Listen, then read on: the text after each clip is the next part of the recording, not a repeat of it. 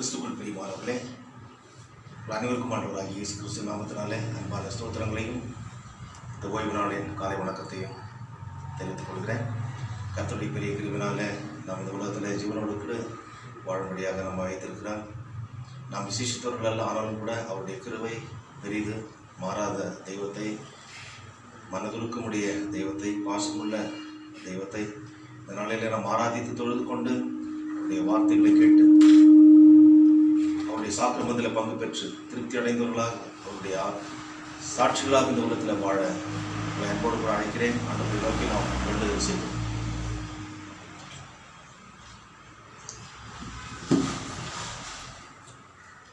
துதிகளின் மத்தியிலே வாசமாக இருக்கிற எங்கள் பரிசுத்தம் உள்ள திரியேக கடவுளே, மனமகிழ்ச்சியான ஓய்வு நாளின் காலை வேளைக்காக நாங்கள் உங்களுக்கு நன்றி செலுத்துகிறோம் சுவாமி. திருத்துவ பண்டிகையின் 15ஆம் ஞாயிறில் நாங்கள் பிரவேசிக்கத்தக்கதாக கர்த்தாவே எங்களுக்கு நீர் கிருபை செய்ததற்காக நாங்கள் உமக்கு நன்றியும் ஸ்தோத்திரங்களையும் எடுக்கிறோம்.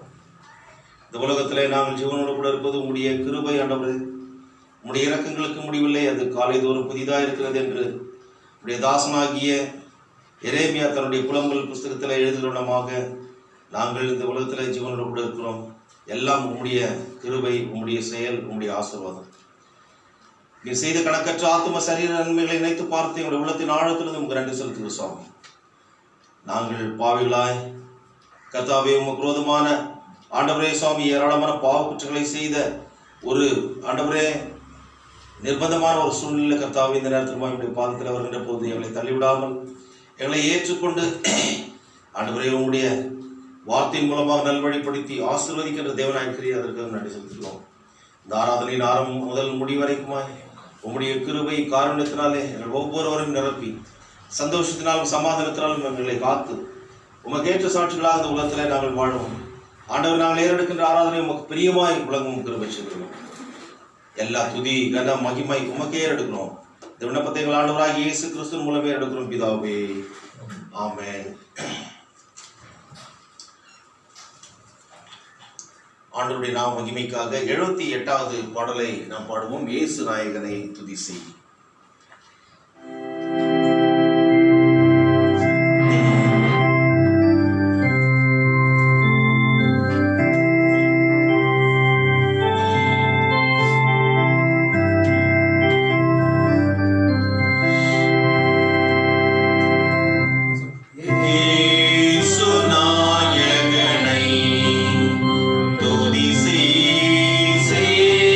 Say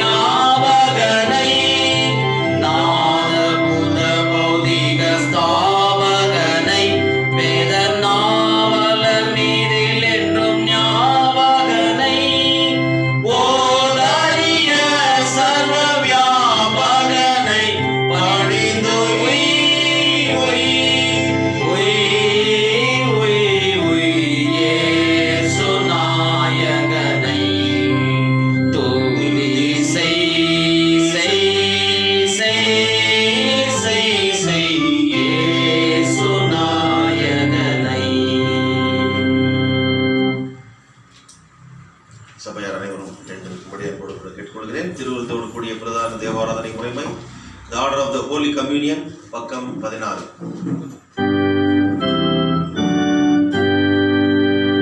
நமது ஆரம்பம் பிதா குமாரன் பரிசுத்தாவின் நாமத்தில் உள்ளது.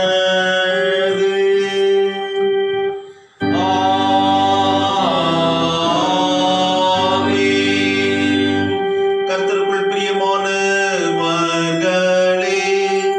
நமது பிதாவாகிய கடவுளிடம் கபடற்ற இருதயமுள்ளவர்களாய் அண்டி சேர்ந்து நமது பாவங்களை அவருக்கு அறிக்கையிட்டு அவைகளை மன்னிக்க நமது இரட்சகராகிய இயேசு கிறிஸ்துவின் நாமத்தில் அவரை கெஞ்சி கேட்போம். வாருங்கள். நமக்கு சகாயம் கர்த்தருடைய திருநாமத்தில் உள்ளது. வானத்தையும் பூமியையும் உண்டாக்கினவர் ஆவாரே. என் மீறுதல்களை கர்த்தருக்கு அறிக்கையிடுவேன் என்றேன். தேவரீர் என் பாவத்தின் தோஷத்தை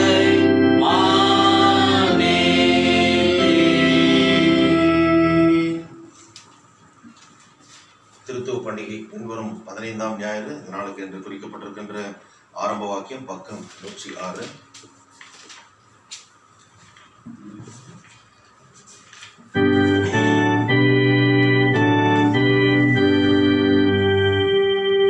யெகோவா, உமது திருச்செவியை சாய்த்து என் விண்ணப்பத்தை கேட்டருளும்.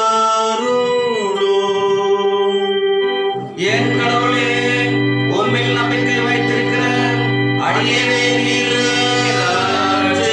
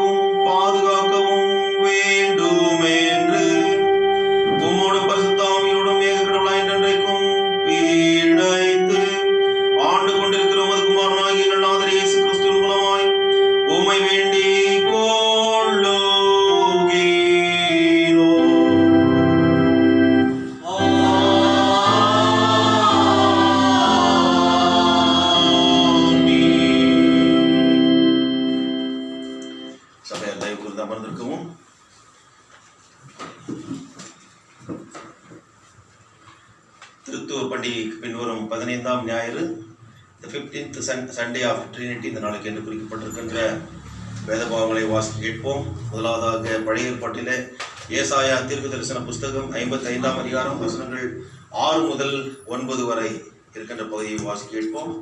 The first reading is taken from the Old Testament text, the prophetic book of Isaiah, chapter 55, verses 6 to 9. கர்த்தரையை கண்டறியத்தக்க சமயத்தில் அவரை தேடுங்கள், அவர் சமீபமாயிருக்கிறார். அவரை நோக்கி கூப்பிடுங்கள். துன்மார்க்கன் தன் வழியையும் அக்கிரமக்காரன் தன் நினைவுகளையும் விட்டு கர்த்தரிடத்தில் திரும்ப கடவன். அவர் அவன் மேல் மனதுருகுவார். தம்முடைய தேவனிடத்திற்கே திரும்ப கடவன். அவர் மன்னிக்கிறதற்கு தயிர் பொருந்திருக்கிறார். என் நினைவுகள் உங்கள் நினைவுகள் அல்ல, உங்கள் நினைவுகள் என் வழிகளும் அல்லவென்று கர்த்தர் சொல்கிறார்.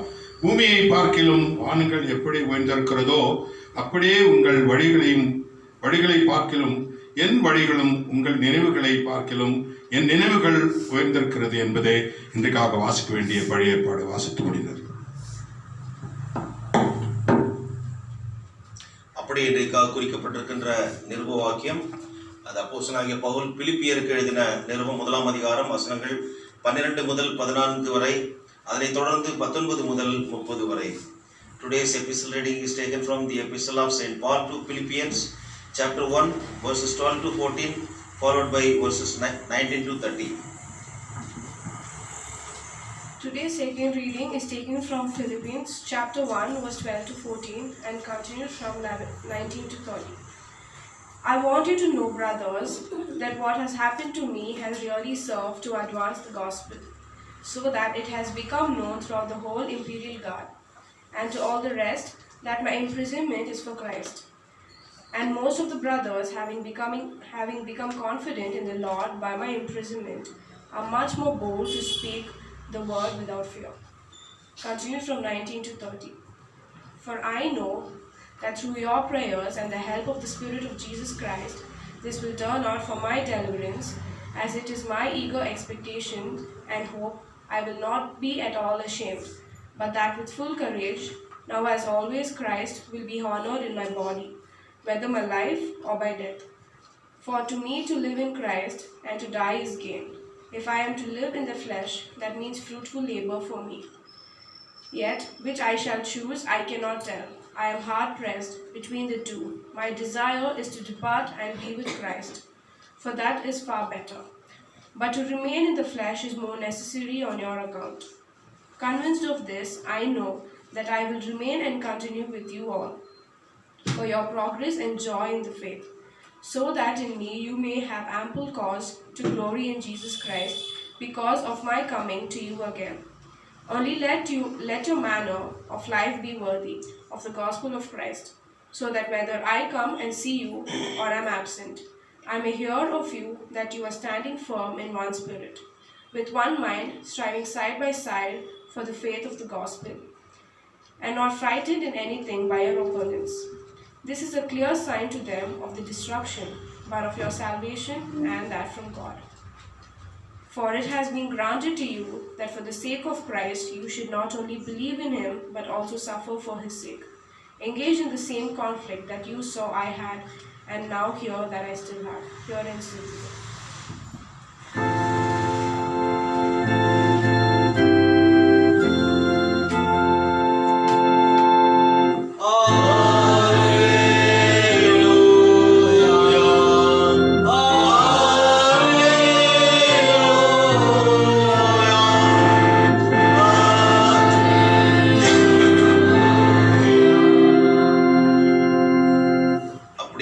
குறிக்கப்பட்டிருக்கின்ற சுவிசேஷ வாக்கியம், பரிசுத்த மத்தேயு எழுதின சுவிசேஷம் 20ஆம் அதிகாரம் வசனங்கள் 1 முதல் 16 வரை.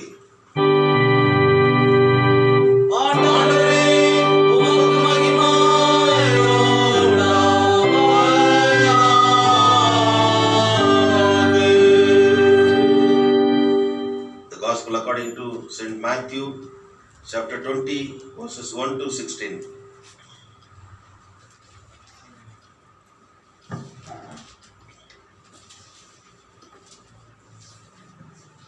மத்தேயு 20ஆம் அதிகாரம் 1 to 14 வசனம். பரலோக ராஜ்யம் வீட்டெச்சமனாகிய ஒரு மனுஷனுக்கு ஒப்பாயிருக்கிறது. அவன் தன் திராட்சை தோட்டத்துக்கு வேலையாட்களை அமர்த்த அதிகாலையிலே புறப்பட்டான். வேலையாட்களுடன் நாளொன்றுக்கு ஒரு பணம் கூலி பேசி அவர்களை தன் திராட்சை தோட்டத்துக்கு அனுப்பினான். 3ஆம் மணி வேளையிலே அவன் புறப்பட்டு போய் கடைத்தெருவிலே சும்மா நிற்க வேறு சிலரை கண்டு, நீங்களும் திராட்சை தோட்டத்துக்கு போங்கள், நியாயமானபடி உங்களுக்கு கூலி கொடுப்பேன் என்றான். அவர்களும் போனார்கள். மறுபடியும் 6ஆம் 9ஆம் மணி வேளையிலே அவன் போய் அப்படியே செய்தான். 11ஆம் மணி வேளையிலே அவன் போய் சும்மா நிற்க வேறு சிலரை கண்டு, நீங்கள் பகல் முழுவதும் இங்கே சும்மா நிற்கிறது என்ன என்று கேட்டான். அதற்கு அவர்கள், ஒருவரும் எங்களுக்கு வேலையிடவில்லை என்றான். அவன் அவர்களை நோக்கி, நீங்களும் திராட்சை தோட்டத்துக்கு போங்கள், நியாயமானபடி கூலி பெற்றுக் கொள்வீர்கள் என்றான். சாயங்காலத்திலே திராட்சை தோட்டத்துக்கு எஜமான் தன் காரியக்காரனை நோக்கி, நீ வேலையாட்களை அழைத்து பிந்தி வந்தவர்கள் தொடங்கி முந்தி வந்தவர்கள் வரைக்கும் அவர்களுக்கு கூலி கொடு என்றான். அப்பொழுது 11ஆம் வேளையிலே வேலையமர்த்தப்பட்டவர்கள் வந்து ஆளுக்கு ஒவ்வொரு பணம் வாங்கினார்கள். முந்தி அமர்த்தப்பட்டவர்கள் வந்து தங்களுக்கு அதிக கூலி கிடைக்கும் என்று எண்ணினார்கள். அவர்களும் ஆளுக்கு ஒவ்வொரு பணம் வாங்கினார்கள். வாங்கிக் கொண்டு வீட்டெஜமானை நோக்கி, பிந்தி வந்தவர்களாகிய இவர்கள் 1 மணி நேரம் மாத்திரம் வேலை செய்தார்கள். பகலில் கஷ்டத்தையும் வெயிலில் உஷ்ணத்தையும் சகித்து எங்களுக்கு இவர்களை சமமாக்கினீரே என்று முறுமுறுத்தார்கள். அவர்களில் ஒருவனுக்கு அவன் பிரதியுத்தரமாக, சிநேகிதனே, நான் உனக்கு அநியாயம் செய்யவில்லை. நீ என்னிடத்தில் ஒரு பணத்துக்கு சம்மதிக்கவில்லையா? உன்னுடையதை நீ வாங்கி கொண்டு போ. உனக்கு கொடுத்தது போல பிந்தி வந்தவனாகிய இவனுக்கு கொடுப்பது என்னுடைய இஷ்டம். என்னுடையதை என் இஷ்டப்படி செய்ய எனக்கு அதிகாரம் இல்லையா? நான் தயாளனாய் இருக்கிறபடியால் நீ வன்கண்ணனாய் இருக்கலாமா என்றான். இவ்விதமாக பிந்தினோர் முந்தினோராயும் முந்தினோர் பிந்தினோராயும் இருப்பார்கள். அழைக்கப்பட்டவர்கள் அநேகர், தெரிந்து கொள்ளப்பட்டவர்களோ சிலர் என்றார். சுவிசேஷ வாக்கியம் வாசிக்கப்பட்டு முடிந்தது.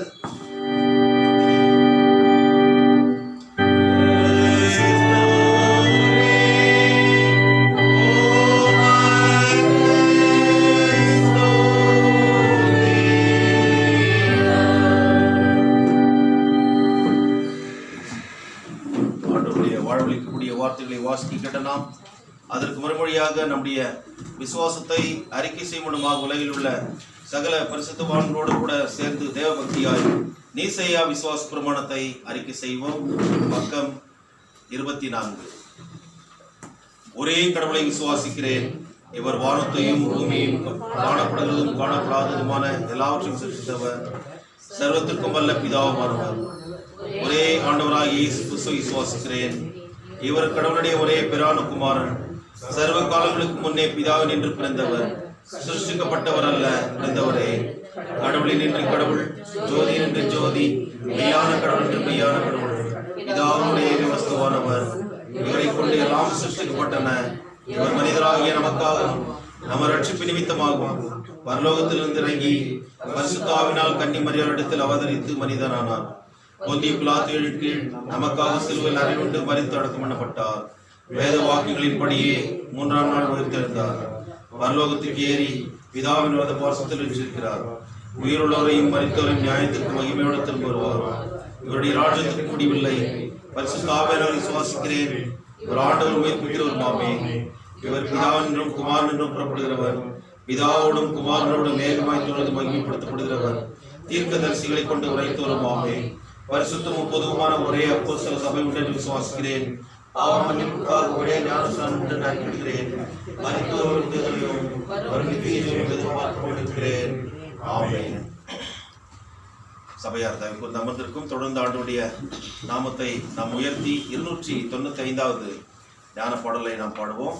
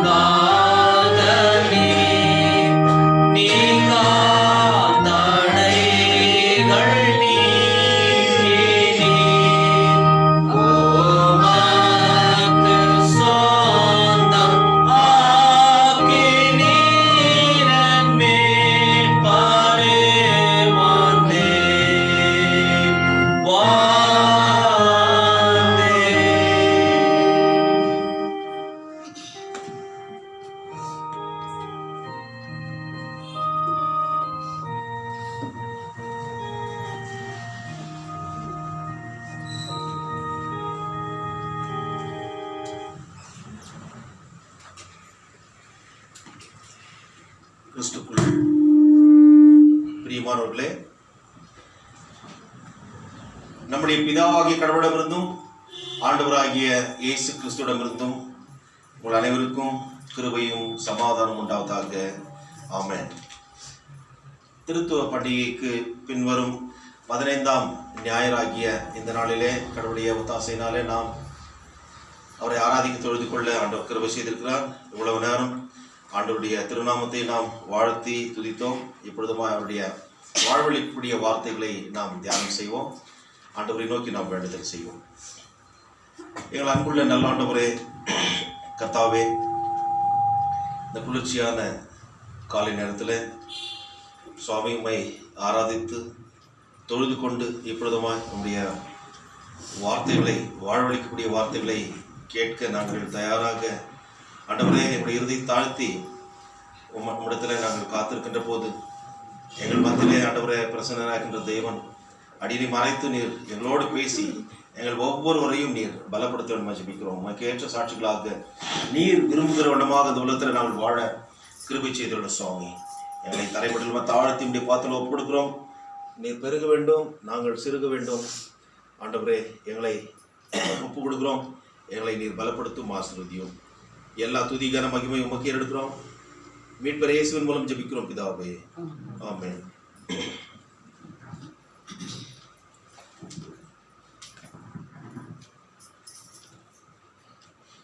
இந்த நாளின் தியான பகுதி பரிசுத்த மத்தேயு எழுதின சுவிசேஷம் 20ஆம் அதிகாரம் வசனங்கள் 1 முதல் 16 வரை. இந்த ஒரு பகுதிக்கு ஒரு தலைப்பை நாம் கொடுக்க வேண்டும் என்றால், ஆண்டவருடைய ஊழியத்தில் இணைந்திருக்கின்ற அவருடைய ஊழியக்காரர்கள் அவர்கள் முழு கீழ்ப்படிதலோடு இணைந்து அவருடைய திருச்சித்தம் செய்ய கடவுள் கொடுக்கின்ற ஒரு அழைப்பு. முழு இருதயத்தோடு கீழ்ப்படிந்து அவருடைய ஊழியத்தை செய்ய கடவுள் கொடுக்கின்ற ஒரு அழைப்பு. இன்றைக்கு அவருடைய ஊழியத்தை செய்ய முழு நேர ஊழியக்காரர்கள் மாத்திரமல்ல, பகுதி நேர ஊழியக்காரர்களும் வேலை செய்து கொண்டே அவருக்கு பணி செய்யவும், ஏனென்றால் அறுப்பு மிகுதி வேலையாட்களோ கொஞ்சம் என்று கடவுளுடைய வசனம் சொல்கிற இடமாக எல்லாரும் நாம் அவரை பின்பற்றி செல்ல அவருடைய சாட்சிகளாக இந்த உலகத்தில் வாழ கடவுள் நம்மை அழைக்கிறார். இந்த தியான பகுதியை நாம் ஆழமாக ஆராய்ந்து அதனுடைய விளைவு மற்றும் எதிர்பார்ப்பை நாம் தெரிந்து கொள்ள வேண்டும் என்றால், முதலாவது இதற்கு முந்திய அதிகாரத்தில் சொல்லப்பட்டிருக்கின்ற காரியத்தை, அதாவது மத்தேயு 19ஆம் அதிகாரத்தில் 16ஆம் வசனத்திலிருந்து 26ஆம் வசனம் வரைக்குமாய் ஒரு சம்பவம் நடக்கிறதை பார்க்கிறோம். அங்கே ஒரு ஐஸ்வர்யவான் ஒரு வாலிபன் வருகிறான். வந்து நான் ஆண்டவரிடத்தில், நான் ஆண்டவரே நல்ல போதகரே, நான் நித்திய ஜீவனை அடைந்து கொள்ள வேண்டும் என்றால் என்ன செய்ய வேண்டும் என்று கேட்கிறான். கேட்கின்ற போது ஆண்டவர் சொல்லுகிறார், நீ கட்டளைகளை கை கொள்ள வேண்டும். ரொம்ப அழகாக சொல்றாரு அந்த காரியத்தை. கொலை செய்யக்கூடாது, விபச்சாரம் செய்யக்கூடாது, களவு செய்யக்கூடாது, பொய் சாட்சி சொல்லக்கூடாது, தகப்பனையும் தாயும் கனம் பண்ண வேண்டும், அதே போல நீ உன்னிடத்தில் அன்பு கூறுவது போல பிறனிடத்திலும் அன்பு கூற வேண்டும் சொல்லி அந்த டெக்காலான் 10 கட்டளைகள் இருக்கின்ற இதர, அதாவது சட்டங்களையும் கூட அவர் சுருக்கி சொல்லுகிறார். அவன் என்ன சொல்றான் ரெஸ்பான்ஸ் பண்றது, நான் இந்த சின்ன வயசுலேருந்தே இதை நான் ஃபாலோ பண்ணிட்டு வரேன். So there is no problem with me to enter into the kingdom of heaven என்ற ஒரு எண்ணம் அவனுக்கு வந்து விடுகிறது. ஆனால் அவர் சொல்றார், ஆனாலும் அது 21ஆம் வசனத்துல, நீ பூர்ண சர்க்குணனா இருக்க விரும்பினால். பூர்ண சர்க்குணனா என்ன? எஸ், முழுமை, அந்த பர்ஃபெக்ஷன். நான் பூர்ணனா இருக்க விரும்பினால், இப்போ you are not perfect. You are telling that you are meticulously following all these norms from your childhood, but still you are not perfect. நீ பூர்ணனா இருக்க விரும்பினால் நீ என்ன செய்யணும்? உனக்குரிய ஆஸ்திகளை நீ விற்று ஏழைகளுக்கு கொடுத்து என்னை பின்பற்று அப்படின்றார். ரொம்ப அழகான அந்த வார்த்தை. அப்பொழுது உன்னுடைய பொக்கிஷம் பரலோகத்தில் உண்டாயிருக்கும் அப்படின்னு. அவன் என்ன பண்றான்? ரொம்ப வருத்தப்பட்டு, அவன் பெரிய ஆஸ்தி வந்தான், அதனால அவன் திரும்பி போயிடும். திரும்பி போன பிறகு ஆண்டவர் சொல்றாரு சீஷர்களை பார்த்து, ஐஸ்வர்யவான், அதாவது பரலோகத்தில் பிரவேசிப்பது எவ்வளோ அரிது. அதாவது ஐஸ்வர்யவான் பரலோகத்தில் நுழைவதை காட்டிலும் ஒட்டகமானது ஊசியின் காதில் நுழைய. ஊசியின் காதுன்னா அந்த இதுக்குங்களே நம்ம நூல் கோக்கும் போது அதில் நுழைஞ்சிடும்ன்றார். So it's highly difficult. அப்படி என்றால் பணக்காரர்கள் யாரும் போக முடியுமா? போக முடியாதா? போகலாம். எவ்வளவு பேர் ராஜாக்கள், தாவீது ராஜா, சாலமோன் ராஜா, பெரிய பெரிய ராஜாக்கள் இருந்தார்கள். ஆண்டவராகிய இயேசு கிறிஸ்து ராஜாதி ராஜா, கர்த்தாதி கர்த்தா, சகல அதிகாரத்தையும் படைத்தவர், பொன்னும் பொருளும் வெள்ளியும் என்னுடையது என்று சொல்லுகிறவர். ஆனால் கொடுக்கப்பட்டிருக்கிற இந்த ஆசீர்வாதத்தை மற்றவர்களுக்கும் நாம் பகிர்ந்து கொள்ள வேண்டும் என்பதுதான் கடவுளுடைய அந்த சோசியலிசம் ஐடியாலஜி. பாருங்க, ரொம்ப அழகா இருக்கும். நானும் வாழ வேண்டும், பிறரும் வாழ வேண்டும் என்ற ஒரு எண்ணம் ஆண்டவராகிய இயேசு கிறிஸ்துக்கு இருந்தது. இது எல்லா தரப்பட்ட மக்களும் ஏற்றுக்கொள்ளுகின்ற ஒரு அருமையான ஒரு காரியம். கிறிஸ்துக்குள் பிரியமானவர்களே, அந்த நேரத்தில் 27ஆம் வசனத்துல பேதுரு சொல்றார், ஆண்டவரே நாங்கள் எல்லாவற்றையும் விட்டு உம்மை பின்பற்றினோமே, எங்களுக்கு என்ன கிடைக்கும்? பாருங்க அந்த 27ஆம் வசனம். அப்பொழுது பேதுரு அவரை நோக்கி, இதோ நாங்கள் எல்லாவற்றையும் விட்டு உம்மை பின்பற்றினோமே, எங்களுக்கு என்ன கிடைக்கும்? ஆண்டவர் சொல்றாரு, நான் மகிமையில சிங்காசனத்தை நான் ஸ்தாபிக்கிற போது, when I establish the heavenly crown, அந்த நேரத்தில் நீங்கள் என்னோடு கூட you will sit with me in the throne. அந்த சிங்காசனத்தில் நீங்களும் உட்கார்ந்து 12 கோத்திரத்தை நீங்கள் நியாயத்திருப்பீர்கள். யார்? இஸ்ரவேலுடைய 12 கோத்திரம், 12 tribes of இஸ்ரேல். அவர்களை நீங்கள் நியாயத்திருப்பீர்கள். கடவுளோட பக்கத்தில் உட்கார்கிற ஒரு பெரிய அனுபவத்தை அங்கே அவர் சொல்லுகிறார். 28ஆம் வசனத்தில் அதை நான் பார்க்கணும். எவ்வளோ பெரிய பாக்கியம்! அது மாத்திரமல்ல, உங்களுக்கு நித்திய ஜீவனை கடவுள் கொடுப்பேன் என்று சொல்லி வாக்குறுதி. ஸோ ஊழியம் செய்கிறவங்களுக்கு இதெல்லாம் ஒரு பெரிய ப்ரிவிலேஜ். உண்மையாக செய்கிறவங்களுக்கு இது இது ஒரு பெரிய ஒரு ஆசீர்வாதமாக இருக்கும்.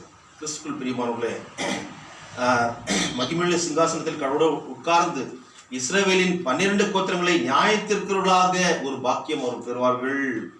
They would share thrones with God when he established his glorious kingdom.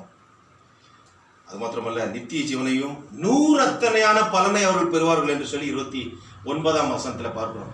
நீ செய்கிற ஒவ்வொரு காரியமும் உனக்குரிய அந்த பலனை அது பெற்றுக் கொடுக்கும். அது நாம் மறக்கக்கூடாது. இது வெளியே வந்துருக்கு, கொஞ்சம் அந்த சேர் கொஞ்சம் அரேஞ்ச் பண்ணுவோம். So they would receive 100-fold benefits as well as eternal life. எவ்வளோ பெரிய ஒரு பாக்கியமான நிகழ்வு இல்லைங்களா? In other words, we can say that they were not making sacrifices. அவர்கள் தியாகம் செய்கிறார்கள் என்று சொல்ல முடியாது. They will make investments. அதாவது தன்னுடைய பொருளையும் பணத்தையும் கடவுளுடைய ஊழியத்திற்கென்று அவர்கள் கொட்டுகிறார்கள், படைக்கிறார்கள். நீங்கள் கூட, நம்முடைய திருச்சபை கூட, நீங்கள் தாராளமாக கடவுளுக்கென்று ஊழியத்திற்கென்று நீங்கள் காணிக்கை கொடுக்கிறீர்கள். இதன் மூலமாக ஊழியம் நடந்து வருகிறது. அதற்குரிய பலனை கடவுள் என்ன சொல்றார்? பல மடங்கு நீங்கள் பெற்றுக்கொள்வீர்கள் என்பது. So it is an investment. அதே போல ஊழியம் செய்கிறவர்கள் they are not only doing sacrifices but they are making investments in the kingdom of God. பரலோக ராஜ்யத்தில் அது ஒரு பங்களிப்பாக தங்களை கொடுக்கிறார்கள்.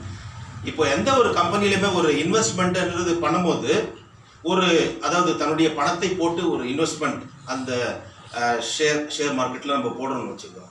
So we become share holders, பங்குதாரர்களாக, அதனுடைய உரிமையாளர்களாக நாம் ஆகிறோம் இல்லைங்களா?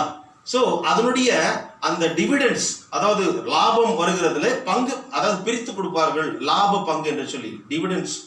they will pay all the corporations, all the companies will give dividends, பங்கு அல்லது ஈவு தொகை, லாப ஈவு தொகையை என்ன பண்ணுவாங்க, ஒவ்வொரு ஷேர் ஹோல்டர்ஸ்க்கும் பிரித்து கொடுப்பாங்க வருஷம் முடியல. am I right? ஸோ ஆனால் கடவுளுடைய ராஜ்யத்தில் ஊழியம் செய்கிறவர்களுக்கு இங்கேயே அதெல்லாம் கிடைச்சிடும். Everywhere year they will receive dividends என்று சொல்ல முடியாது. பங்கு தொகை, ஈவு தொகை, லாப தொகை கிடைக்கும் என்று சொல்ல முடியாது. ஆனால் அங்கே எல்லாம் கிடைக்கும், இங்கேயும் கிடைக்கும். ஆனால் they should not expect much in this worldly life. They will get here as well as the life hereafter also. So அப்பேற்பட்ட ஒரு உத்தரவாதத்தை கடவுள் கொடுக்கிறார். அதாவது கடமையை செய், பலனை எதிர்பார்க்காதே, உனக்கு பலன் உண்டு என்று அவர் மிக தெளிவாக சொல்கிறார். அதனை வைத்து பேதுரு கேட்கிறார். ஆனால் பேதுருடைய அந்த கேள்வியிலே ஒரு அதாவது வித்தியாசமான ஒரு எதிர்பார்ப்பை நாம் பார்க்கிறோம். கிறிஸ்துக்குள் பிரியமானவர்களே, இதன் மூலமாக நாம் தெரிந்து கொள்ள வேண்டிய ஒரு காரியம் என்ன என்றால், பேதுருவின் கேள்வியில ஒரு ராங் மோட்டிவ் இருக்கிறதை நாம் பார்க்கிறோம். Wrong motive for service. ஏதோ ஒரு கடமையை நான் செய்யறேன்னா ஏதோ ஒரு எதிர்பார்ப்பு, இப்படி எனக்கு கிடைக்கும் என்ற ஒரு எண்ணத்தோடு நாம் செய்கின்ற போது கடவுள் அதனை ஏற்றுக்கொள்ள மாட்டார். நாம் உலகத்திலே நாம் இன்வெஸ்ட்மெண்ட் பண்ணவில்லை, கடவுளுடைய ராஜ்யத்திலே நாம் மக்களை, ஆத்துமாக்களை நாம் கொண்டு சேர்க்கின்ற ஒரு காரியத்தில் நாம் இறங்கி இருக்கின்ற போது அந்த ஒரு ஆசீர்வாதத்தை இங்கு மாத்திரமல்ல மறுமையிலே அதிகமாக நாம் பெற்றுக்கொள்கிறோம். ஸோ இந்த டிவிடெண்ட் என்று சொல்லுகின்ற போது, dividend is a distribution of profits by a corporation to its shareholders. When a corporation earns a profit or surplus, அதிகமாக கிடைக்கும் போது it is able to pay a proportion of the profit as dividend to shareholders. இதை தான் நான் ஏற்கனவே சொன்னேன். ஆகவே இங்கேயே நம்ம பெற்றுவிட்டால் பரலோகத்துக்கு போகவே முடியாது. கடவுள் என்ன சொல்றார், உனக்கு சேர வேண்டியதெல்லாம் இங்கே கொடுத்துட்டு வைப்பான். your matter has been settled here itself. அப்படி சொல்லிட்டா எவ்வளவு வேதனையா இருக்கும். ஏன்டவரே, நாங்கள் பரலோகத்துக்கு பார்த்தா என்னுடையது, அதுக்கப்புறம் கேட்டு பிரயோஜனம் இல்லை. ஆகினால இங்கே நாம் பாடுகளை அனுபவிக்கவும், அதாவது விசுவாசிப்பது மாத்திரமல்ல. இன்றைக்கு நாம் கேட்ட நிருப வாக்கியத்தில் பார்க்கிறோம், ஆண்டவருக்கு ஊழியம் செய்கிறவர்கள் விசுவாசிப்பதோடு மாத்திரமல்ல, அவருக்கென்று பாடுபடவும், அவர் நிமித்தமாக பாடுபடுகிறதும் உங்களுக்கு அருளப்பட்டிருக்கிறது. இன்றைக்கு கேட்ட நிருப வாக்கியத்தில் பிலிப்பியர் 1:29 பார்க்கின்ற போது, ஏனெனில் கிறிஸ்துவனிடத்தில் விசுவாசிக்கிறதற்கு மாத்திரமல்ல, அவர் நிமித்தமாக பாடுபடுகிறதற்கும் உங்களுக்கு அருளப்பட்டிருக்கிறது. அதுதான் போராட்டம். இந்த போராட்டம் என்ன போராட்டம்? இந்த காலத்தில் பாருங்க, இந்த இது செர்மன் பேசேஜில் பார்க்கின்ற போது இந்த ஒரு பின்னணியில தான் இந்த செய்தி வருகிறது. இன்னைக்கு நம்ம ஒரு சம்பாத்தியம் இல்லை என்றால் சாப்பிட முடியாது. So we must and should earn for our livelihood. நம்முடைய வாழ்க்கைக்கு, நம்முடைய வயிற்றுக்கு, நம்முடைய குடும்பத்தினுடைய தேவைகளை சந்திக்க நாம் வேலை செய்ய வேண்டும். ஆனால் இந்த கொரோனா, இந்த COVID-19 வந்த பிறகு நிலைமை என்ன இருந்தது? மிக மோசமான, அநேகருக்கு வேலை இல்லாத ஒரு நிலைமை ஏற்பட்டது. கஷ்டத்திலும் கண்ணீரிலும் வேதனையிலும் மக்கள் இருக்கிறார்கள். ஆனால் கூட கடவுளிடத்தில் நாம் முறையிடுகின்ற போது, அவர்கள் எல்லாரையும் நினைத்து நாம் முறையிடுகின்ற போது அவருடைய தேவைகளை ஆண்டவர் சந்திப்பார். என்றால் அவர் படைத்த தெய்வம். கிறிஸ்துக்குள் பிரியமானவர்களே, இங்கே இன்றைக்குரிய பகுதியில் 20ஆம் வசனத்தில் 1ஆம் வசனத்தை பார்க்கிறோம். மத்திய 20:1 பரலோக ராஜ்யம் வீட்டெஜமானாகிய ஒரு மனுஷனுக்கு ஒப்பா இருக்கிறது. அவன் என்ன செய்யறான்? அவன் he appoints the man power, ஆட்களை அவன் அதாவது பணி அமர்த்தி தன்னுடைய திராட்சை தோட்டத்திற்கு போங்கள் என்று சொல்லி அனுப்புகிறான். 2ஆம் வசனத்தில் பாருங்க, வேலையாட்களுடன் அங்கே ஃபர்ஸ்ட்ல எல்லாம் ரெக்ரூட் பண்ணும்போது normally they will take some undertaking. அவரிடத்துலேருந்து ஒரு ஒப்பந்தத்தை பெற்றுக்கொள்வார்கள். என்னன்னா, நீங்கள் திடீர்னு வேலை விட்டீங்கன்னா 3 மாதத்துக்கு ப்ரியர் நோட்டீஸ் கொடுங்க, இல்லைன்னா you will have to give 3 months இது சேலரி ஆஸ் லிக்விடேட்டட் டேமேஜஸ் என்று சொல்லி, அதே போல் அவர்களை எடுக்கின்ற போது 3 மாதத்திற்குரிய அந்த நோட்டீஸை கொடுப்பார்கள், prior notice for any termination or resignation or whatever it may be. 2ஆம் வசனத்தில் பார்க்கும்போது ரொம்ப அழகான ஒரு காரியம் பாருங்க, வேலையாட்களுடன் நாளொன்றுக்கு 1 பணம் கூலி பேசி அவர்களை தன் திராட்சை தோட்டத்துக்கு அனுப்பினார். இங்கே ஒரு காரியத்தை நாம் பார்க்கிறோம். இங்கே நடக்கின்ற காரியம் என்ன? ஆட்களை கொண்டு வந்து அவரிடத்துல பேசி என்றால், so they entered into an agreement. அந்த வீட்டு எஜமானும் அந்த வேலையாட்களும் சேர்ந்து ஒரு அக்ரிமெண்ட் போடுறாங்க, ஒரு கான்ட்ராக்ட் சைன் ஆன பிறகு they will have to accept the contractual obligations also. அதனுடைய கடமைகளையும் அதில் சொல்லப்பட்டிருக்கின்ற ஷரத்துக்களையும் அவர்கள் ஏற்றுக்கொள்ள வேண்டும். they will have to fulfill. இல்லை என்றால் அதை மீறி அவர்கள் செய்ய முடியாது. so they should abide to all the rules and regulations of the contract, agreement, ஒப்பந்தம். இங்கே கூட அந்த ஒப்பந்தத்தின் மூலமாக ஒரு நாளைக்கு 1 பணம் என்று சொல்லி கூலி பேசி டெய்லி வேஜ் அவர்களை பணியமர்த்துகிறார், திராட்சை தோட்டத்துக்கு அனுப்புகிறார். இங்கே நாம் பார்க்கிறோம் 12 மணி நேரம் இவர்களுக்கு வேலை என்று சொல்லி அவர்களை முதலாவது தேர்ந்தெடுக்கிறார். இங்கே நார்மலாக பார்க்கும்போது எவ்வளோ நேரம் நம்ம வேலை செய்வோம் ஒரு நாளைக்கு? 8 hour. இது வந்து அதாவது international labour organisation ILO standards and conventions அதன் மூலமாக உலகம் முழுவதும் இருக்கின்ற எல்லா ஸ்தாபனங்களும் இதனை பின்பற்ற வேண்டும் என்று சொல்லி அது பின்பற்றப்பட்டு நடைமுறையிலே இருக்கிறது ILO. ஆனால் அநேக multinational companies, corporate blue chip companies அவர்களெல்லாம் என்ன பண்ணுறாங்கன்னா in order to make more profit, more returns, அவர்கள் என்ன செய்கிறாங்கன்னா 8 hours-ன்றதை 10 hours இல்லை 12 hours-ன்னு பண்ணுறாங்க. அதுக்குரிய சம்பளத்தையும் கொடுக்குறாங்க. இங்கே 12 hours ஒர்க் தான் அவங்களுக்கு கொடுக்குறாங்க.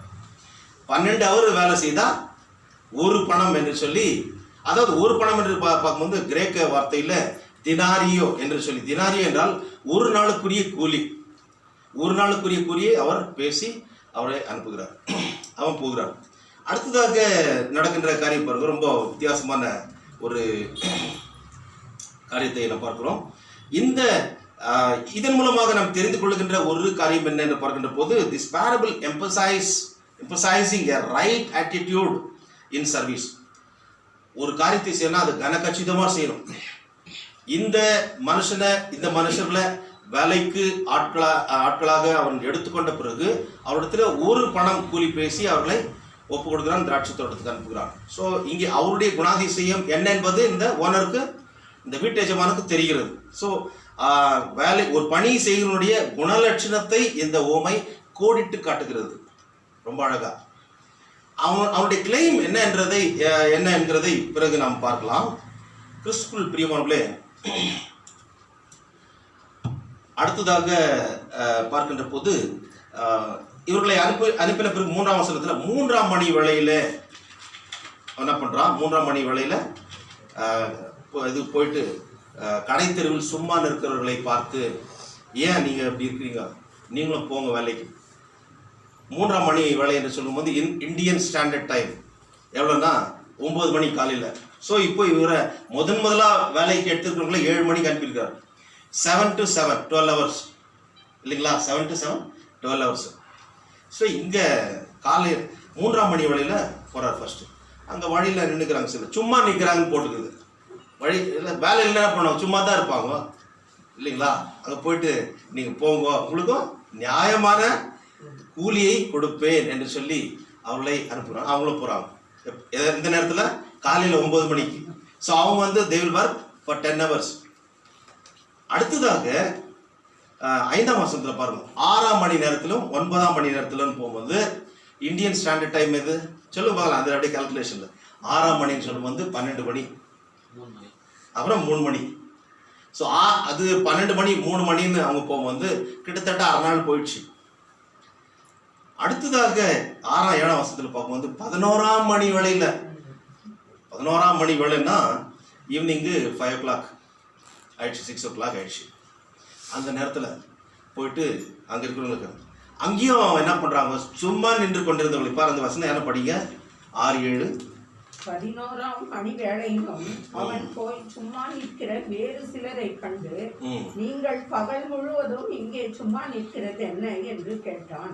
அதற்கு அவர்கள், ஒருவரும் எங்களுக்கு வேலையிடவில்லை என்றார்கள்.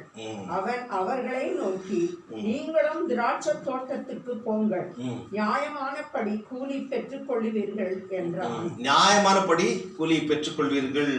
எங்களுக்கு யாரும் வேலை சொல்ல, சிலர் வந்து சும்மாவே இருப்பாங்க, வெட்டியா வேலைக்கு வைக்க போகாத. அவங்க ஏன் நீ வேலைக்கு போகலாம், யாரும் எனக்கு வேலை சொல்ல, நான் போகல. ஆனால் வீட்டில் ஒரு ஃபேமிலியும் சொல்லுவாங்க. அதாவது சரியாக படித்து அவங்க வந்து நேரத்துக்கு கரெக்டாக போயிடுறவங்களும் இருக்கிறாங்க. சிலர் படிக்க முடியாதபடி தொழிலை செய்தும் சிறப்பாக வாழ்கிறவர்களும் உண்டு. ஆனால் எதுவுமே செய்யாமல் சோம்பேறியா சுற்றுறவங்களும் உண்டு. கடவுளுடைய வசனமே சொல்லுகிறது, வேலை செய்ய மனம் இல்லாதவன் சாப்பிடவும் கூடாதுன்னு. ஆனால் அவங்க வந்து நிறைய சாப்பிடுவாங்க. அப்போ என்ன சொல்லுவாங்க, பாரு வேலை செய்யறதுக்கு உனக்கு இது இல்லை, கொட்டிக்கிறான் பாரு அப்படின்னலாம் ரொம்ப சாதாரணமாக சொல்லுவாங்க. அப்போது அவங்க ரொம்ப வேதனையோடு இருக்கணும், ஏன்னா எனக்கு வேலை இல்லை. அப்போ அவர்கள் நினைப்பார்கள், ஒருவேளை அப்போவும் மனம் திரும்பி வேலைக்கு போய் தன்னை காத்து கொள்கிறோம் சொந்த காலில் இருக்கிறவர்களும் உண்டு. சில அப்படியே இருந்துரும், உதாரியாக இருந்துரும். பணத்தை வாங்கி போயிட்டு அம்மா கிட்ட கொஞ்சம் பிரியமாக இருக்கும், அம்மா கொடுத்துருவாங்க. என்ன பண்ணுறது, ஒரு புள்ள அப்படி இருக்குது, எல்லா புள்ளையும் ஒரே மாதிரி இருக்குமா, 5 விரலும் ஒரே மாதிரி இருக்குமா, கொஞ்சம் வித்தியாசமாயிடுச்சு. அதனால் அதை ஊக்குவிக்கக்கூடாது. இவர்கள் இருக்கிறதுக்கு தான் காசு வாங்க முடியும், அவர்களுக்கு பிறகு அப்படி நிலைமை ரொம்ப மோசமாகும். ஆகவே அதனையும் யோசித்து பார்க்க வேண்டும். 16ஆம் மணி வேளையில் இருக்கிறவங்களுக்கும் பார்த்து அவர் சொல்லுகின்ற ஒரு காரியம், நீங்கள் போங்கள், உங்கள் நியாயமான கூலியை பெற்றுக்கொள்வீர்கள். ரொம்ப அழகாக சொல்றார். அந்த 6ஆம் மணி 9ஆம் மணி நேரத்தில் இருக்கிறவங்களுக்கும் அதே தான் சொல்றாரு, 3ஆம் மணி வேளையில் இருக்கிறவங்களுக்கும் அதே தான், நியாயமான கூலி பெற்றுக்கொள்வீர்கள். இந்த 2 முதல்ல பணியமர்த்தப்பட்டவர்களுக்கும் இவர்களுக்கும் என்ன வித்தியாசத்தை நீங்கள் பார்க்கிறீர்கள்? சொல்லுங்க பார்க்கலாம். நேரம். ஓகே, அடுத்து வேற என்ன இருக்குது?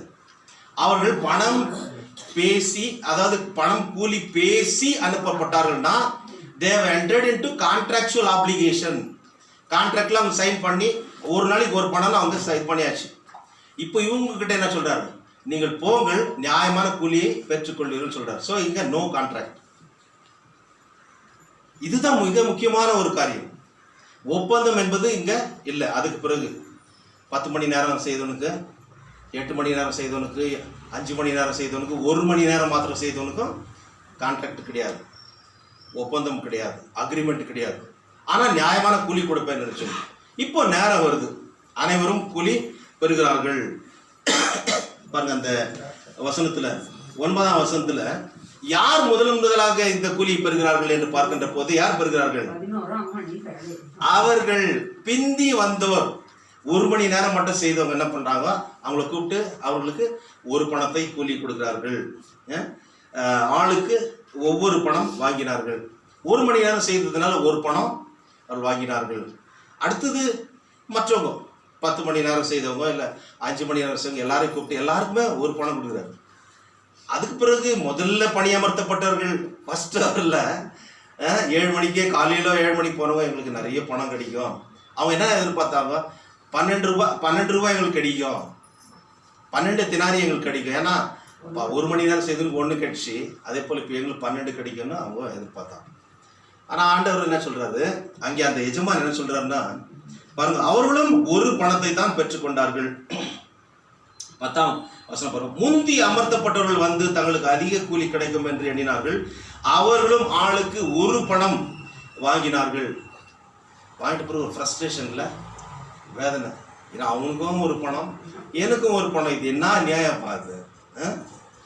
ஆனால் ஒன்று, கடைசி மணி நேரத்தில் போய் செய்தவனுடைய அந்த அதாவது வால்யூம் ஆஃப் ஒர்க் எப்படி இருந்திருக்கும் கொஞ்சம் யோசிச்சு பாருங்க. அவர் கூலி கொடுப்பாரோ இல்லையோ, ஆனால் நியாயமாக கொடுக்குன்னு சொன்னார், சின்சியராக செய்தலாம் சொல்லிட்டு அவன் ரொம்ப கஷ்டப்பட்டு கூட செய்திருப்பான். இவன் காலையில் வந்தவன் என்ன பண்ணான்? சும்மா நேரத்தை கூட கழிச்சிருக்கலாம். ஆனால் ஒரு காரியத்தை நல்லா நினைவில் கொள்ள வேண்டும். அங்கே பணி அமர்த்தப்பட்ட போது அந்த அக்ரிமெண்ட் எழுதப்பட்டது, அவர்கள் ஒப்புக்கொண்டார்கள். ஒப்புக்கொண்ட பிறகு வாங்கணும்ல, ஏன் 12 ரூபாய் எதிர்பார்க்கணும்? கரெக்ட் தானே? மற்றவர்களுக்கு அந்த ஒப்பந்தம் இல்லை, அவர்கள் வாங்கி கொண்டு சைலண்டாக அடுத்து சொல்கின்ற ஒரு காரியம் பாருங்க. 12ஆம் வசனத்துல 11ஆம் வசனத்துல வாங்கி கொண்டு வீட்டு எஜமானை நோக்கி, பிந்தி வந்தவர்களாகிய இவர்கள் 1 மணி நேரம் மாத்திரம் வேலை செய்தார்கள், பகலின் கஷ்டத்தையும் வெயிலின் உஷ்ணத்தையும் சகித்த எங்களுக்கு இவர்களை சமமாக்கினீரே என்று முறுமுறுத்தார்கள். நாங்கள் 12 ஹவர் செய்தோம், எங்களுக்கு இவங்களை சமமாக்கிட்டீங்களே. சிலர் வேலை செய்ய இடத்துல கூட அப்படி நடக்கும். அதாவது ரொம்ப வருஷமாக அவங்க ரொம்ப சீனியராக இருப்பாங்க, ஆனால் அவங்க வந்து ப்ரொமோஷன் பேஸ்ட் ஆன் சீனியாரிட்டி அந்த பேசிஸில் இருப்பாங்க.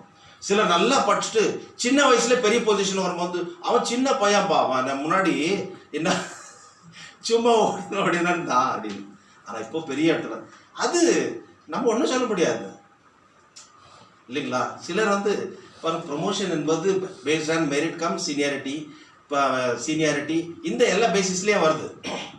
அப்படி வரும்போது ஏற்றுக்கொண்டு தான் ஆகணும். எவ்வளோ பெரிய ஆஃபீஸர்ஸுங்கிறாங்க, IAS officers, IPS, IFS, IRS இவர்களெல்லாம் இந்திய ஆட்சி பணி, இந்திய குடியுரிமை பணி, இந்திய போலீஸ் இது பணி, இந்த இதுங்களுக்கெல்லாம் வரும்போது சின்ன சின்ன வயசுங்களே ஒரு கிராஜுவேஷன் இருந்தால் போதும். I use to encourage our people, church congregation members encourage பண்ணணும். வெறும் இன்ஜினியர்களாம் டாக்டர்களாம் மட்டும் இல்லை, இது போங்க இந்திய ஆட்சி பணிக்கு யூபிஎஸ்சி கேபிஎஸ்சி எழுதுங்க, பெரிய இடத்துக்கு நம்ம போகிறதுக்கு முயற்சி பண்ணோம். அதான் எங்கள் அப்பா சொல்லுவார், நம்ம ஒரு மாங்கா மரத்துக்கு குறி வைக்கணும்னா வானத்துக்கு குறி வைக்கணும்னு சொல்லிட்டு, அப்போ தான் அவ்வளோ ஒரு தூரம் ரீச் ஆகும் அட்லீஸ்ட், இல்லைன்னா போவாது. அதுபோல உயர்ந்த எண்ணங்கள் இருக்கணும். அதற்காக மேட்டிமையான எண்ணம் என்று அல்ல, கடவுளை சார்ந்து நான் சாதிக்க வேண்டும் என்ற எண்ணம் இருக்கும். அவருக்காக உண்மையாக நான் உழைக்க வேண்டும் என்று, அப்படி உண்மையாக உழைக்கின்றவர்கள் அதில் சாதித்து இருக்கிறார்கள் அநேகர். ஏன் உன்னால் என்னால் முடியாதா? அவருடைய பிள்ளைகளாக இருக்கின்ற நமக்கு கடவுள் அந்த ஞானத்தை கொடுக்கின்ற போது சாதிக்க முடியும். நம் வாழ பிறந்தவர்கள், நாம் சாதிக்க பிறந்தவர்கள், நம்மை படைத்த தெய்வம் வெற்றி சிறந்த வீரர். ஆகவே நீயும் நானும் வெற்றி பெறுவோம் என்பதில் சந்தேகம் இல்லை. கிறிஸ்துவுக்குள் பிரியமானவர்களே,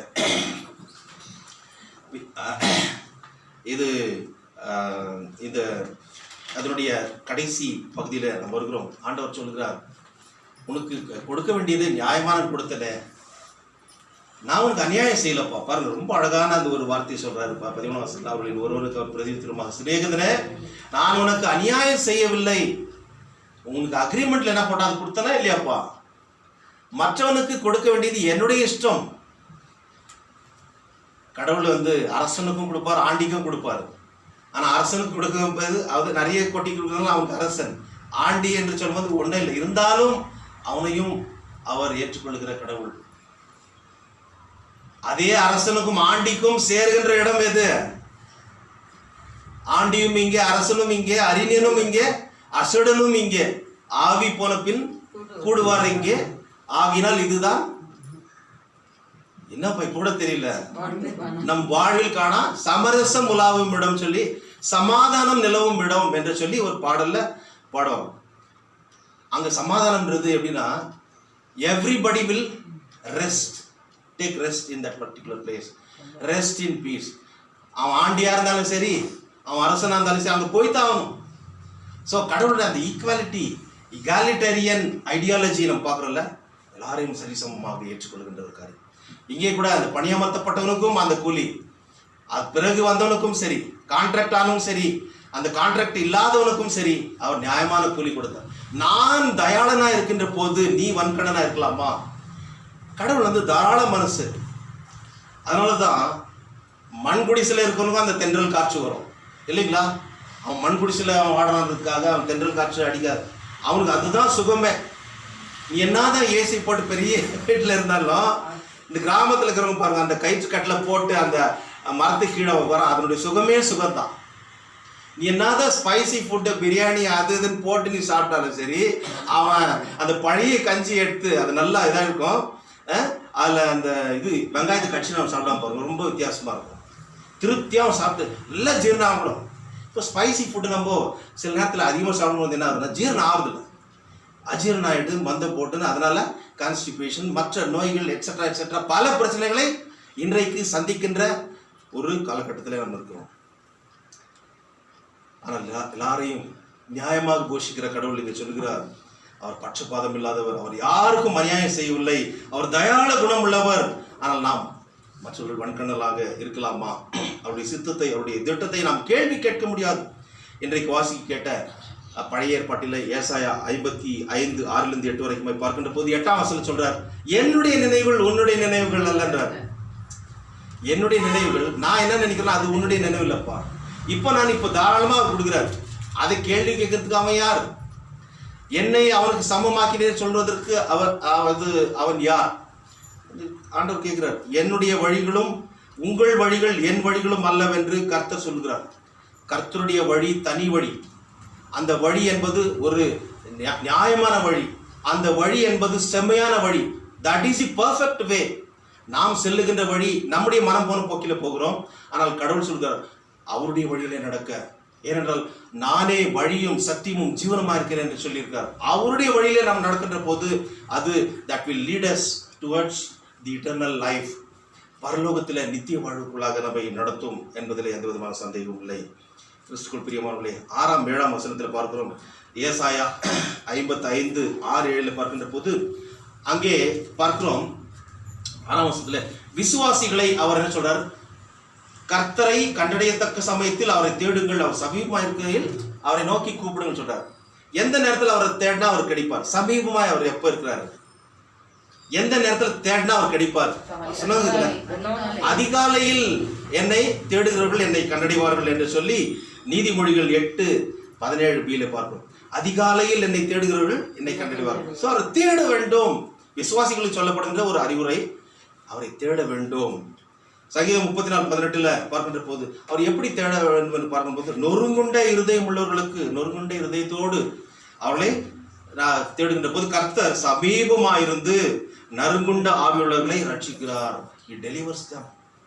He delivers the people who come with the broken and contrite heart.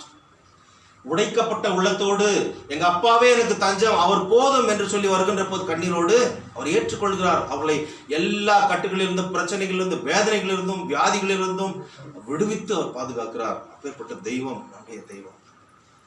சங்கீதம் 145:18 பார்க்கின்ற போது அவர் அந்த சமீபமாக இருக்கின்ற ஒரு காரியத்தை பார்க்கிறோம். தம்மை நோக்கி கூப்பிடுகிற யாவருக்கும், உண்மையாய் தம்மை நோக்கி கூப்பிடுகிற யாவருக்கும் அவர் சமீபமாக இருக்கிறார். சமீபமாக இருக்கிற கடவுளிடத்துல நம்மை ஒப்பு கொடுத்து உண்மையாய் கூப்பிட வேண்டும். இது விசுவாசிகளுக்கு சொல்லப்படுகின்ற ஒரு அறிவுரை.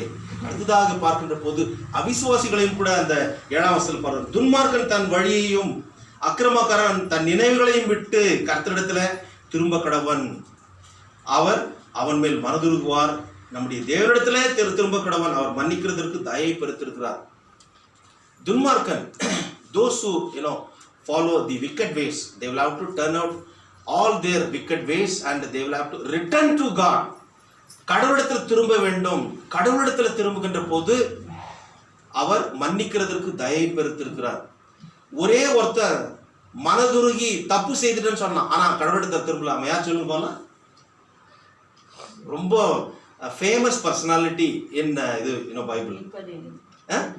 இல்ல யூதாஸ். அவன் மனம் நொறுங்கி போச்சு அவனுக்கு. ஐயோ, குற்றமில்லாத ரத்தத்தை எனக்கு காட்டி கொடுத்து பாவம் செய்து விட்டேனே சொல்லி என்ன பண்ணா, அந்த காசு எடுத்து போய் மறுபடியும் அந்த பிரதான ஆசிரியர் வேத பாடங்களை தான் பார்த்தான். ஆனா கடவுளிடத்துல வந்திருக்கிறான். கடவுளிடத்துல வந்திருந்தா கண்டிப்பா மன்னித்திருப்பார். அவன் வரவில்லை. அவனுடைய முடிவு என்ன? நான்கு கொண்டு சித்தான் என்று இருக்கிறது. கிறிஸ்துக்குள் பெரியமாகவே எப்பேற்பட்டவர்களாக இருந்தாலும் சரி, கடவுளிடத்துல நாம் திரும்ப வேண்டும். அதுதான் கடவுள் நம்மிடத்துல எதிர்பார்க்கின்ற ஒரு காரியமா இருக்கு. ஆகவே ஊழியர் செய்கின்ற போது கடவுள் எல்லாரையும் ஈக்குவலாக மதிக்கிறார், அவர்களுக்குரிய கனத்தை கொடுக்கிறார். ஆகவே நான் இவ்வளோ வருஷமா நான் ஊழியர் செய்துருக்கிறேன், அவர் இப்போதான் வந்தார், அவருக்கு என்ன தெரியும்? ஏபிசிடி தெரியாது. பைபிளில் தியாலஜியில் அவருக்கு ஏபிசிடி தெரியாதுன்னு சொல்லி கூட சிலர் சொல்லலாம்.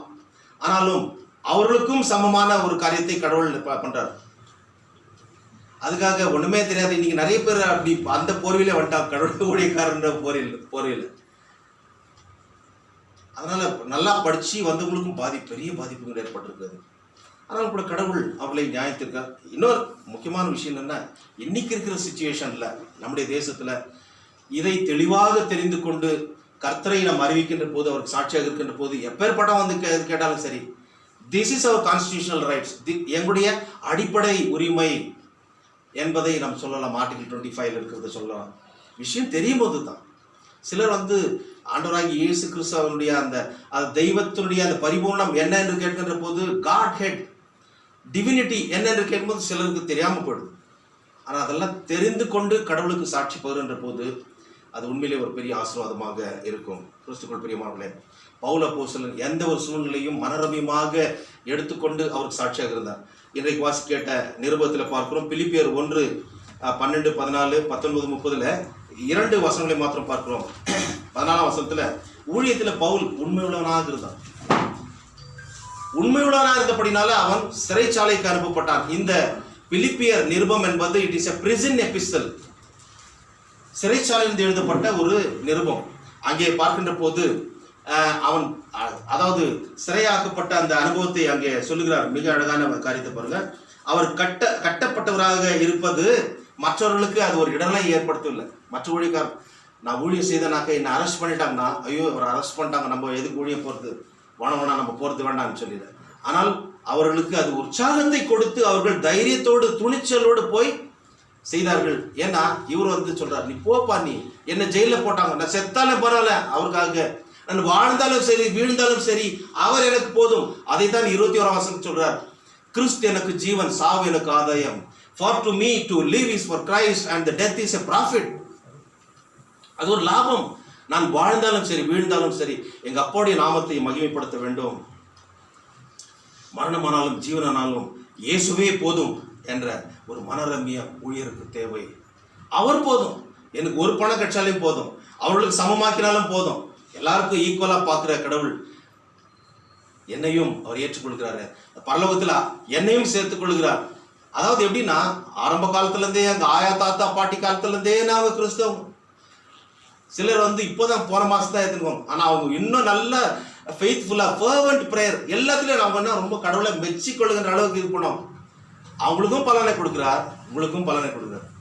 நாங்க தான் அப்படின்னு சொல்லிட்டு பரிசேயர்கள் என்ன பண்ணாங்க, எங்க அப்பா ஆபிரகாம், நீங்க எல்லாம் என்ன ஆண்டவர் சொல்றாரு, இந்த கல்லுகளிலிருந்து ஆபிரகாமுக்கு பிள்ளைகளை உண்டு பண்ண அவரால் முடியும் அப்படின்னா, drop out all your claims.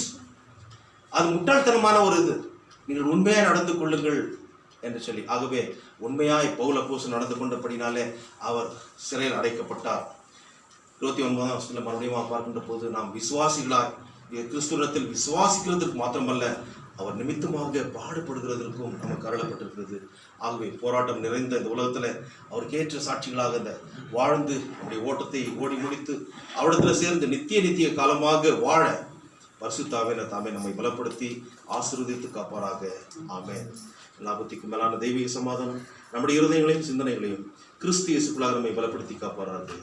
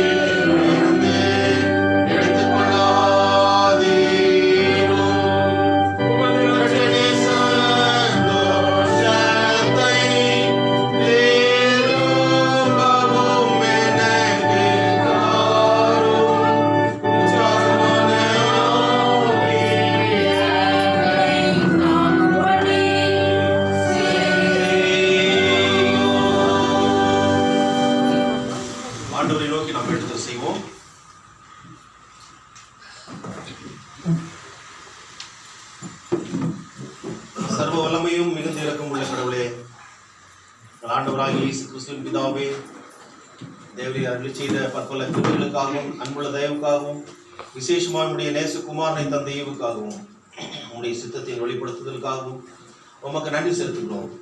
நாங்கள் உங்களுடைய வசனத்தை செம்மையான இருதயத்தில் காத்து பொறுமையுடனே விடாமுயற்சியாய் நற்செய்திகளை செய்து வரும்படி தேவரீர் அதை எங்கள் இருதயங்களில் நாட்டியருள வேண்டும் என்று நாங்கள் பிரார்த்திக்கிறோம். கர்த்தாவே, இந்த நாளிலுமாய் உங்களுடைய வாழ்வழிக்கக்கூடிய வார்த்தைகளின் மூலமாக எங்களோடு பேசி, கர்த்தாவே, நீர் எல்லாருக்கும் சரி சமமாக பலனளிக்கின்ற தெய்வம்.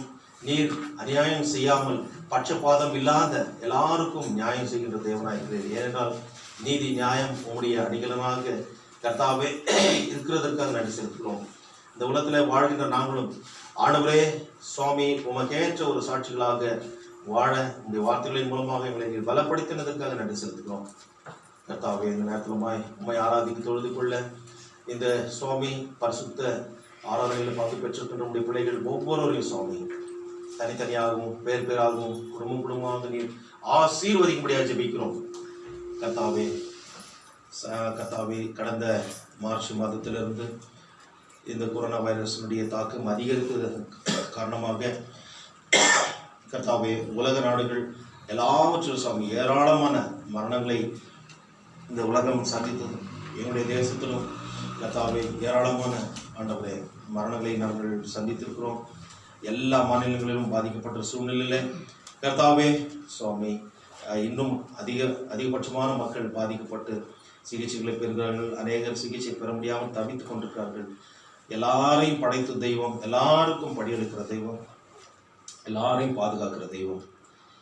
இந்த நேரத்தில் சுவாமி எல்லா மக்களுடைய ஆண்டவரே ஆசீர்வாதத்திற்காக, எல்லா மக்களுடைய ஆண்டவரே சுகத்திற்காக, பலத்திற்காக நாங்கள் ஜெபிக்கிறோம். நோயினால கஷ்டப்பட்டு கொண்டிருக்கின்ற மக்களுக்கு ஆண்டவரே பரம வைத்தியராயிருந்து உங்களுடைய வார்த்தைகளை அனுப்பி அவர்களை குணப்படுத்த நாங்கள் ஜெபிக்கிறோம். மரணத்தை சந்தித்த குடும்பங்களுக்கு உலகம் தரப்படாத ஆறுதலையும் தேர்தலையும் மன சமாதானத்தை கொடுத்து நீ வழிநடத்தணும் ஜெபிக்கிறோம். கர்த்தாவே, என்னுடைய தேசத்தை கண்ணோக்கி பாரும். என்னுடைய தேசத்தில் இந்த பேண்டமிக் மூலமாக அநேகர் ஆண்டவரே வேலை வாய்ப்புகளை இழந்திருக்கிறார்கள். ஆண்டவரே, சிறு குறு வணிகர்கள் தங்களுடைய வியாபாரங்களை இழந்திருக்கிறார்கள். விவசாயிகள் தங்களுடைய விளைச்சல் மற்றும் அறுவடை போன்ற எல்லா காரியங்களையும் இழந்திருக்கிறார்கள். ஏராளமான பெருத்த ஒரு ஆண்டவரே நஷ்டம் ஏற்பட்ட ஒரு சூழ்நிலைகளை நம்முடைய தேசம் உலக அளவில் ஆண்டவரே எல்லா மக்களும் எல்லா நாடுகளும் சந்தித்திருக்கிறது. ஆண்டவரே, பொருளாதாரம் மிக சீர்குலைந்து போன ஒரு சூழ்நிலையில் ஆண்டவரே ஆட்சியாளர்கள் மூலமாகவும் கர்த்தாவே எந்த விதமான ஒரு ரிவைவலும் எந்த விதமான ஒரு மாற்றங்களும் ஏற்படாத ஒரு சூழ்நிலையில் கர்த்தாவே தவித்து கொண்டிருக்கின்ற நிலைமையில கர்த்தாவே எங்களை நீர் தூக்கி நிறுத்த வேண்டுமாய் ஜெபிக்கிறோம். ஆண்டவரே, எங்களை ஆண்டவர் இந்த உலகத்தில் தேடி வந்து எங்களுக்கு ஜீவனை நீர் கொடுத்து ஆண்டவர் சொந்தம் பாராட்டி தூக்கி சுமந்து இம்மட்டுமா எங்களை நீ பாதுகாத்து வழிநடத்தி வருகிற தேவனாயிருக்கிறீர் ஸ்தோத்திரம். எங்களுடைய தேசத்து மக்களையும் நீ ரட்சித்துக் கொள்ள வேண்டும் ஜெபிக்கிறோம். எங்களுடைய தேசத்து மக்கள் 135 கோடி மக்களுக்கும் உங்களுடைய சுவிசேஷம் கடந்து செல்லும்படியாக நாங்கள் உங்களிடத்தில் வேண்டுதல் செய்கிறோம். அவருடைய ஆத்தும ரட்சிப்புக்காக நாங்கள் வேண்டுதல் செய்கிறோம்.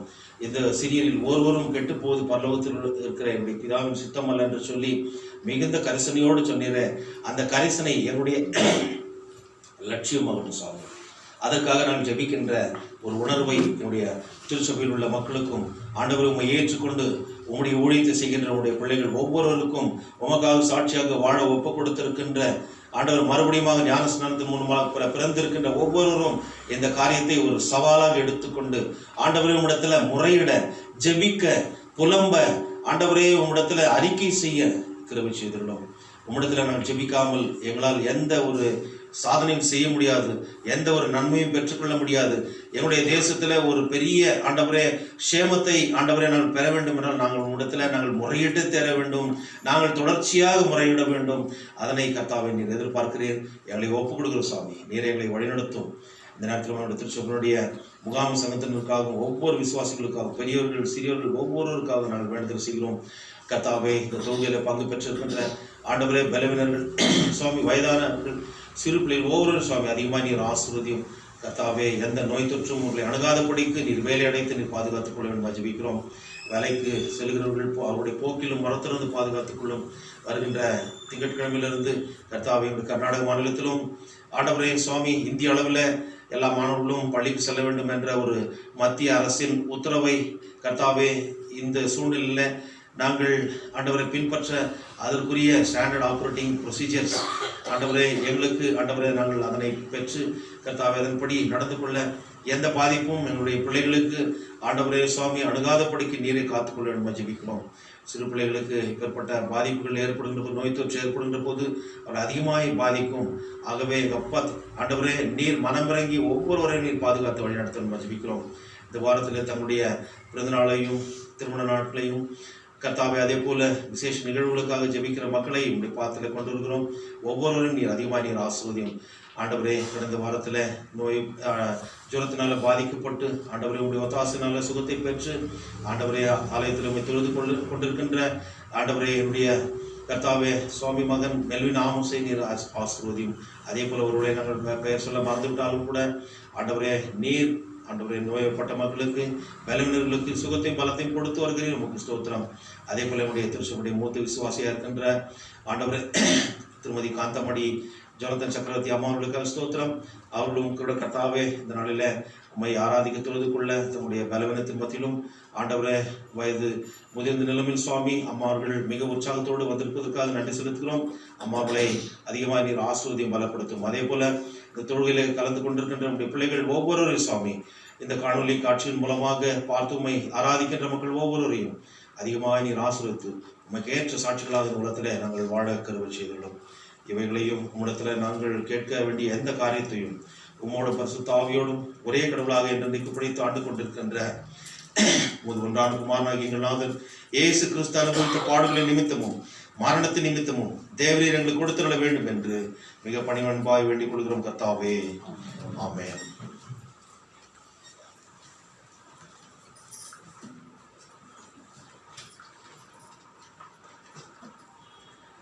தொடர்ந்து ஆண்டவருடைய நாமகிமைக்காக 362வது பாடலை பாடுவோம். தருணமே பரமசரீரி. உலகில் பாவமார்த்தல் சோறும் என்ற ராகத்துல இந்த பாடலை நாம் பாடுவோம். அந்த நேரத்துல கடவுளுடைய ஊழியத்திற்கு நாம் காணிக்கை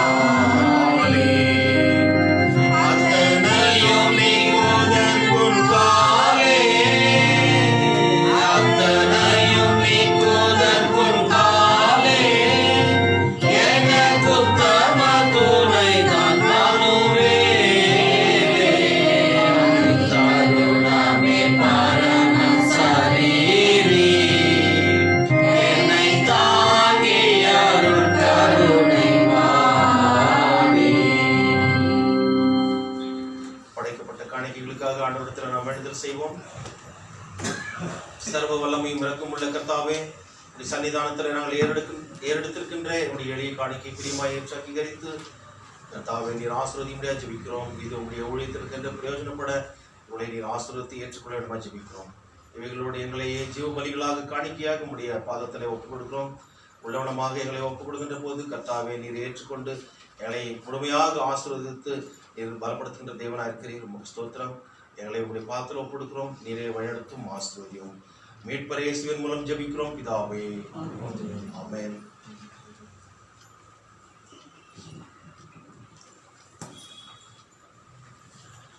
கர்த்தருடைய பரிசுத்த திருவிருந்திலே பங்கு பெற நம்மை தகுதிப்படுத்திக் கொள்ளும் மனமாக முதலாவதாக நாம் பாவிகள் என்பதை நாம் உணர்ந்து 18ஆம் பக்கத்தில் உள்ள பாவ அறிக்கை ஜெபத்தை அனைவருமாய் சேர்ந்து நாம் சொல்லி நம்மை தகுதிப்படுத்திக் கொண்டு அவருடைய திருவிருந்திலே பங்கு பெறுவோம்.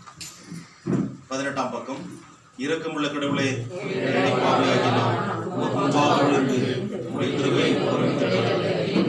நான் மனதினால் வாக்கினால் உள்ளத்தினால் எவ்விதமான பாவக்குற்றங்களை படையெடுத்து மனசாக கருதுகிறேன். ஆகையால் சுவாமி, நான்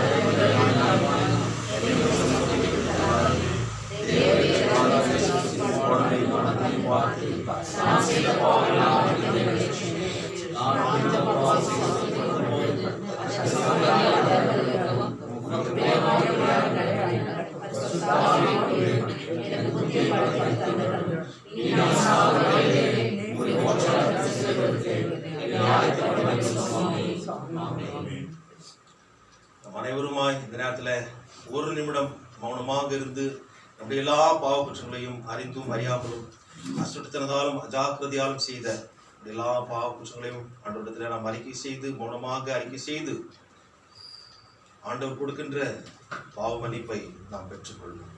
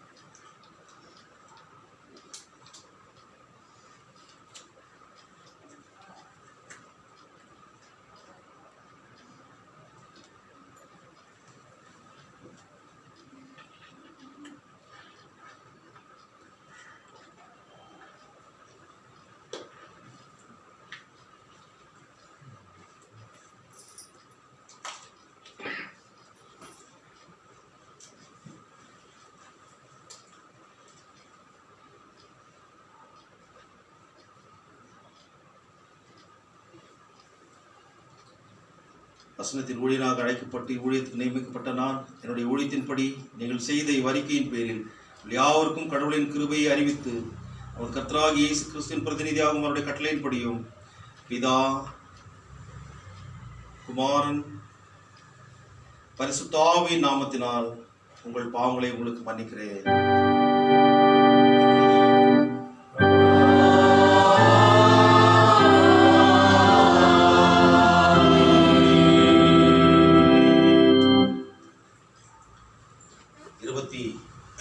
பக்கம்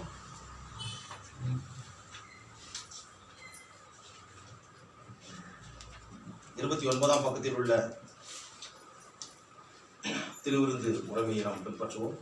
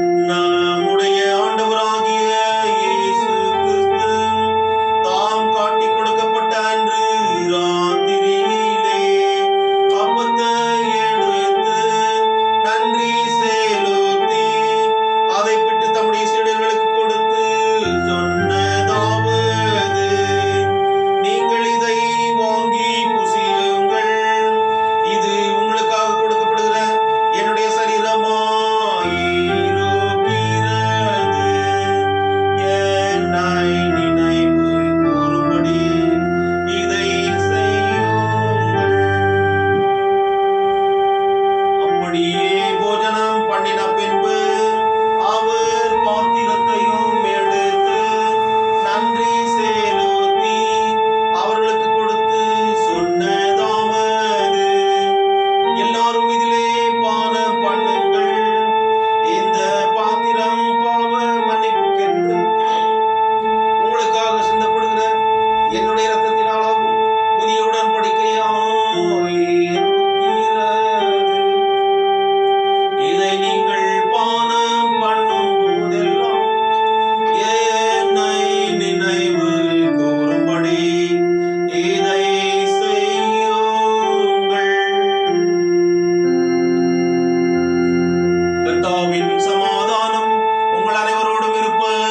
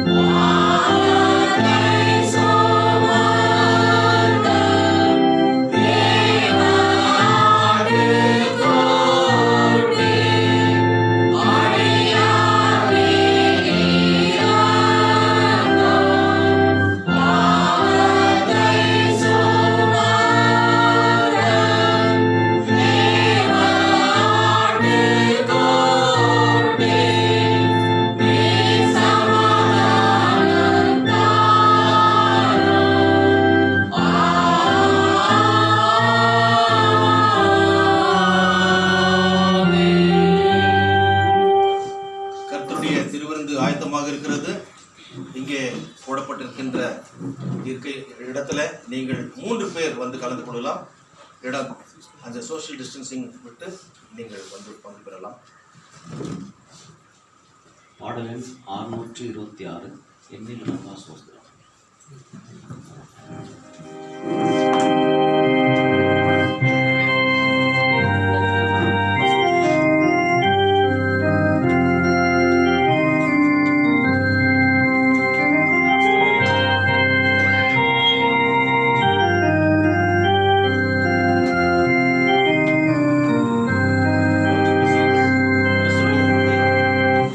என்னில் அடங்கா ஸ்தோத்திரம் சுவாமி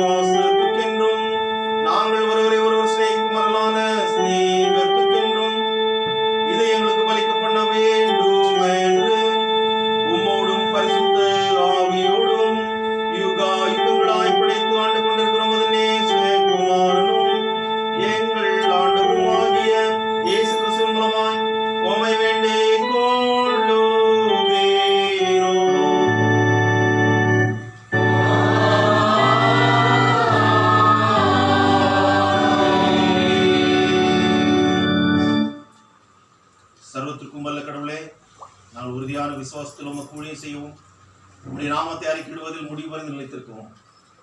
உமது வார்த்தை கட்டப்பட்டிராமல் அதன் தன்மைக்கேற்றபடி தாராளமாய் கிறிஸ்துவனுடைய பரிசுத்த ஜனத்தின் சந்தோஷத்துக்கும் வளர்ச்சிக்கும் பிரசங்கிப்படும்படி உமது பரிசுத்த ஆவியானவரையும் பரத்திலிருந்து வருகிற ஞானத்தையும் உமது திருச்சபை தந்திட வேண்டும் என்று ஆண்டவராகிய இயேசு கிறிஸ்துவின் மூலமாய் உம்மை வேண்டிக் கொள்கிறோம் கர்த்தாவே. ஆமென்.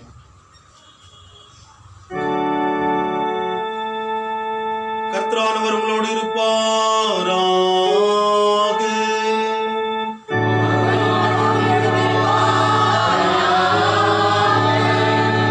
கர்த்தரை ஸ்தோத்திரிப்போமாக.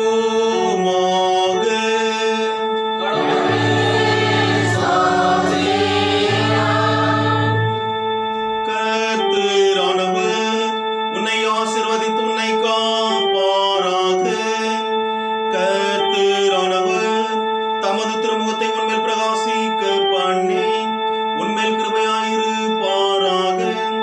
கர்த்தரானவர் தமது திருமுகத்தை உன்மேல் பிரசன்னமாக செய்து உனக்கு சமாதானம் கட்டளையிடுவாராக.